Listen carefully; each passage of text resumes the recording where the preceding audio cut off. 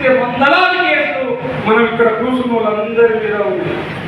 ఏ ఒక్కరోజు కూడా ఏ మండలానికి వచ్చి అయ్యా మీరు అందరూ ఉద్యమంలో పనిచేసిందని ఒక్కరు కూడా మందరించి క్షమాపణ పోలేదు.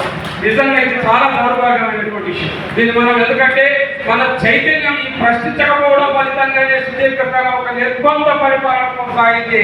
అందుకే ఇవాళ మేము కోదండరాం గారి నాయకత్వంలో 2016లో మళ్ళీ జేఏసీని పునరుద్ధరించి అడగడం మొదలుపెట్టి మళ్ళీ నిర్బంధం, మళ్ళీ అప్రజాస్వామిక పాలన, అదే రకమైనటువంటి సీమాంధ్ర నిరంకుశ నియంతృత్వ అప్రజాస్వామిక పాలన కొనసాగింది. మళ్ళీ అరెస్టుల పరంపర అయింది. ఇది ఇట్లా కాదు కదా. మనం కోరుకున్న తెలంగాణ ప్రజాస్వామికంగా ఉండాలి. మనం కోరుకున్న తెలంగాణ అభివృద్ధి పదవి ఉండాలి. నీళ్లు, నిధులు, నియామకాల ఊసేది, జాడేది అని చెప్పేసి అడిగిన పాపాన్ని కోదండరాం మీద దాడి